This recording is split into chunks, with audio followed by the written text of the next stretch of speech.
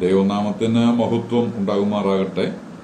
ഇന്ന് വരെ ജീവിപ്പാൻ ദൈവം തന്ന ഉപകാരങ്ങളെ ഓർത്ത് സ്തോത്രം ചെയ്യാം. ഞാൻ കുര്യൻ എം ചാക്കോ.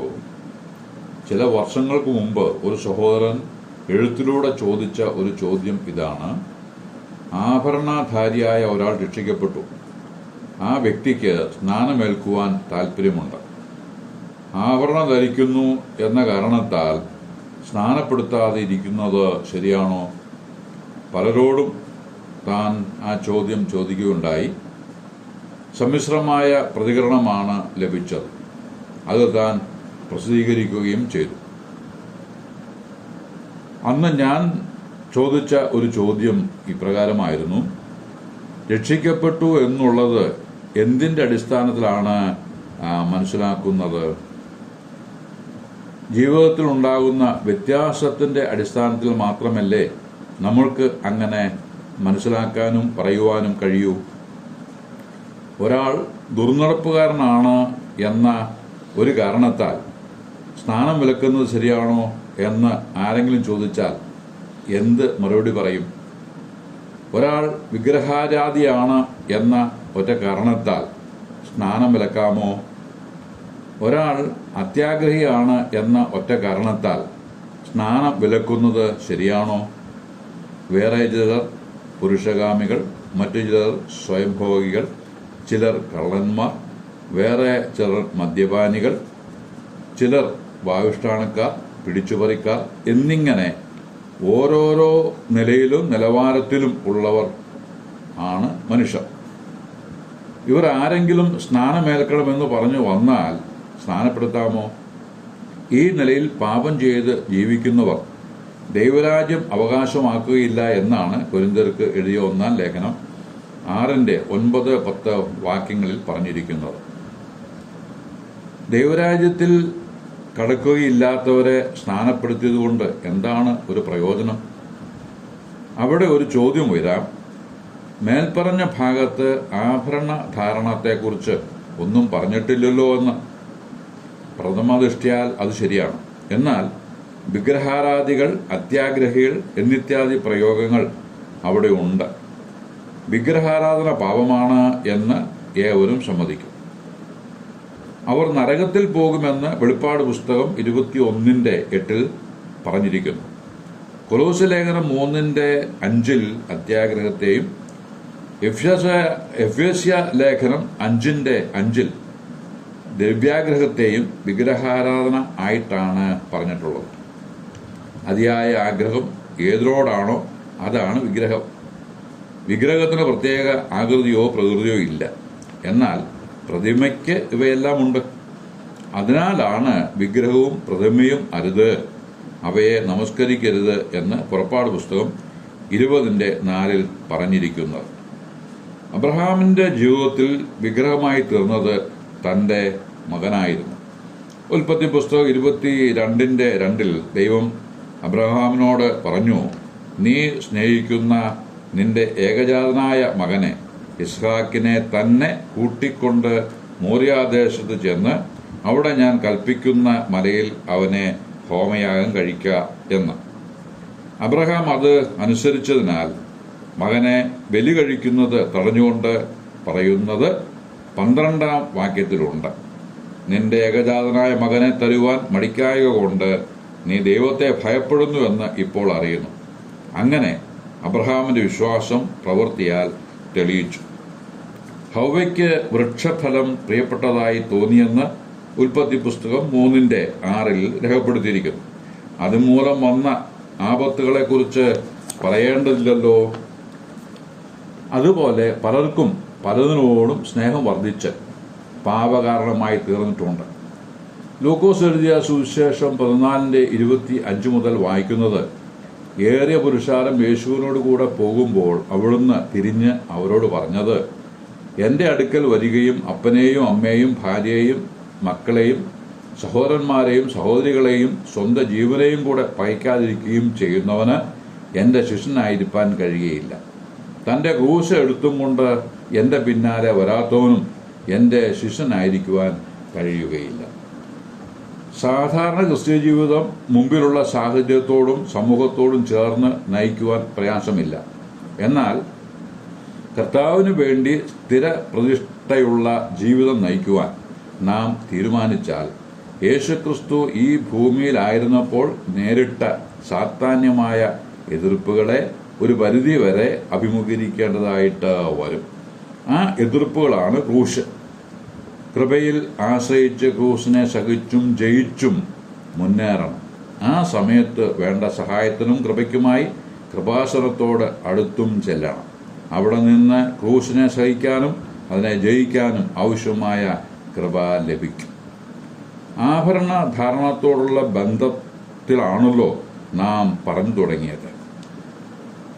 ഇത് ഊരി മാറ്റിയിട്ട് സ്നാനവും വേണ്ട കർത്തൃമേശയും വേണ്ട എന്ന് ശഠിക്കുന്നവർ കർത്താവിനെയാണോ സ്വർണത്തെയാണോ സ്നേഹിക്കുന്നത്?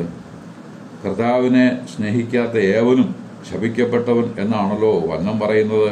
അങ്ങനെ ആർക്കും സംഭവിക്കാതെ ഇരിക്കട്ടെ. മേൽപ്പറഞ്ഞ വിഗ്രഹം അപകടകാരിയാണ് എന്ന് പൂർവികന്മാരുടെ അനുഭവങ്ങളിൽ നിന്നും വർത്തമാനകാല സംഭവങ്ങളിൽ നിന്നും വെളിപ്പാട് പുസ്തകം 18:16 പറയുന്ന ഭാവികാല ദുരന്തങ്ങളിൽ നിന്നും നമുക്ക് ബുദ്ധിോപദേശം ലഭിക്കുന്നുണ്ട്.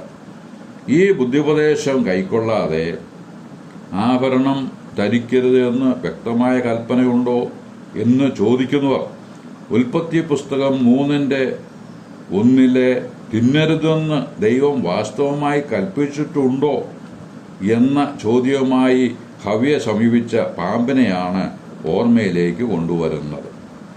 കൊരിന്ത്യർക്ക് എഴുതിയ 2-ാം ലേഖനം 11:3 സർപ്പം ഹവ്വയെ ഉപായത്താൽ ചതിച്ചതുപോലെ നിങ്ങളുടെ മനസ്സ് ക്രിസ്തുവിനോടുള്ള ഏകാഗ്രതയും നിർമ്മലതയും വിട്ട് വഷളായി പോകുമോ എന്ന് പൗലോസ് ഭയപ്പെട്ടത് ഇന്ന് സംഭവിക്കുന്നു എന്നത് ഭയത്തോടെ നാം തിരിച്ചറിയണം.